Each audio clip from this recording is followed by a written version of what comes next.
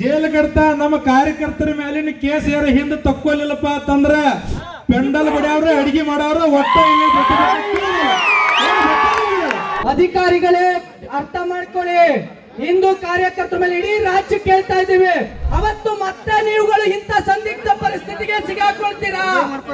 ನಮ್ಮ ಕಿತ್ತೂರು ನಾಡಿನ ಒಳ್ಳೆಯ ತಹಸೀಲ್ದಾರಂತ ಪಾಟೀಲ್ ಸರ್ ಅವರಿಗೆ, ಡಿವೈಸಿ ಸರ್ ಅಂತ ಹಿರೇಮಠ್ ಸರ್ ಅವರಿಗೆ, ನಮ್ಮ CPI ಸರ್ ಅಂತ ಶಿವಾನಂದ್ ಸರ್ ಅವರಿಗೆ, ಇಡೀ ಹಿಂದೂ ಧರ್ಮದ ಎಲ್ಲ ಪರವಾಗಿ ಅವರಿಗೆ ಧನ್ಯವಾದಗಳನ್ನು ಅರ್ಪಿಸ್ತೇನೆ ಸ್ಪಂದನೆ ಮಾಡಿದ್ದಕ್ಕಾಗಿ.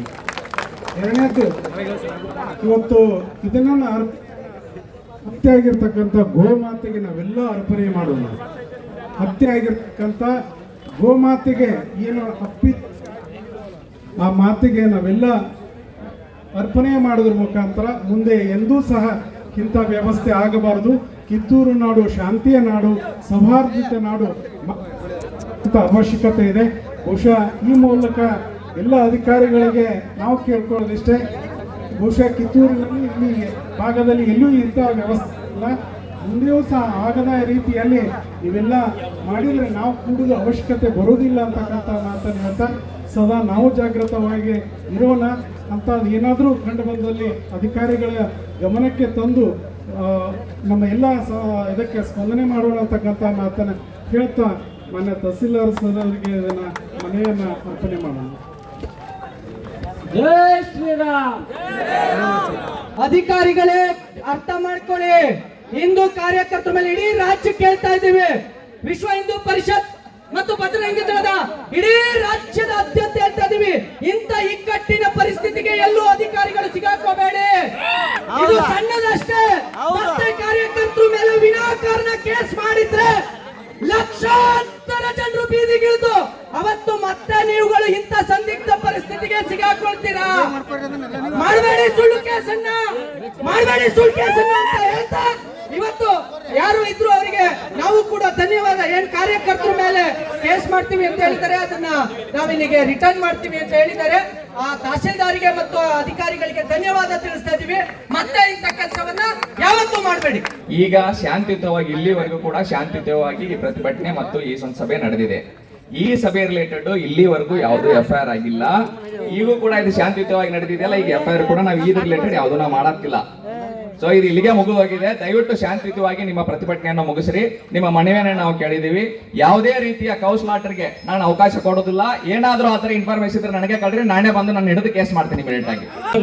ಇವತ್ತು 1000 ಮಂದಿ ಬಂದ ಅಂದ್ರೆ ಲಕ್ಷ ಗಟ್ಟಲೆ ಮಂದಿ ಐತೆ. ನೀವು ಇದಕ್ಕೆ ಸ್ಪಷ್ಟೀಕರಣ ಕೊಡಕ್ಕೆ ನಿಮ್ಮ ಕಡೆ ಹಾಕೈತಿವಿ ಹೇಳಿ.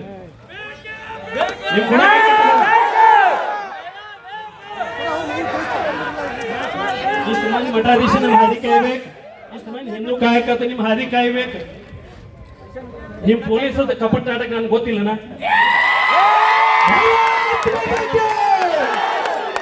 ಮುಂದೊಂದು ಹೇಳ್ತೇವೆ, ಹಿಂದೊಂದು ಮಾಡ್ತೇವೆ. ಇವತ್ತು ನಾವು ಹಾದು ಅಂದ್ರೆ ನಾಳೆ ನಾವು ಕಳಿಸ್ತೇವೆ. ನಮಗೆ ಯಾಕೆ ಪ್ರೊಸೆಷನ್ ಮಾಡಕ್ ಬಂದ್ ಮಾಡಿ ಹೇಳಿ ನೀವು? ನಾವ್ ಏನ್ ಕಾರ್ಯಕ್ರಮ ಇದು ಮಾಡ್ತಾ ಇದ್ದೀವಿ ಹೇಳಿ. ಪಾಪ ಇದು ಸಂಘಟನೆ ಮತ್ ಬಜರಂತ ಅವಾಗ ಹೇಳಿದೆ ಕೇಳ್ತಾನೆ ನೀವು. ಯಾಕೆ ಪ್ರೊಸೆಷನ್ ಬಂದ್ ಮಾಡಿ ಹೇಳಿ? ನಿಮಗೆ ಯಾವ ವ್ಯಕ್ತಿ ಹೇಳಿದ, ಯಾವ ಸರ್ಕಾರ ಹೇಳಿತು, ಯಾವ ಅಧಿಕಾರಿ ಹೇಳಿದ ಹೇಳಿ. ಜೈಲ್ ಕಡ್ತಾ ನಮ್ಮ ಕಾರ್ಯಕರ್ತರ ಮೇಲಿನ ಕೇಸ್ ಯಾರು ಹಿಂದೆ ತಕ್ಕೊಲಿಲ್ಲಪ್ಪ ಅಂತಂದ್ರ ಪೆಂಡಲ್ ಬಡಿಯವ್ರ ಅಡಿಗೆ ಮಾಡವ್ರ ಒಟ್ಟ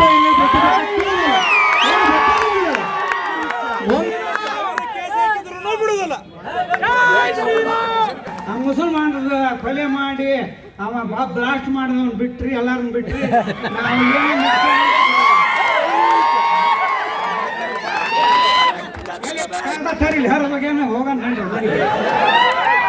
ಮತ್ತೆ ಎಷ್ಟು ಪೊಲೀಸ್ ಸ್ಟೇಷನ್ ಮೇಲೆ ದಯವಿಟ್ಟು ಕೇಳಿ, ಎಷ್ಟು ಪೊಲೀಸ್ ಮೇಲೆ ಹಲ್ಲೆ ಮುಸ್ಲಿಂ ಮಾಡಿದಾಗ, ಎಷ್ಟು ಪೊಲೀಸ್ ಸ್ಟೇಷನ್ ಮೇಲೆ ದಂಧೆ ಮಾಡಿದಾಗ ಇವತ್ತಿನ ಸರ್ಕಾರ ಕೇಸ್ ಇಂತ ಮುಂದತಿ. ಪೊಲೀಸನ್ ಬಡದವ ಮೇಲೆ KG ಹಳ್ಳಿ, DJ ಹಳ್ಳಿ, ಹುಬ್ಬಳ್ಳಿ, ಶಿವಮೊಗ್ಗ,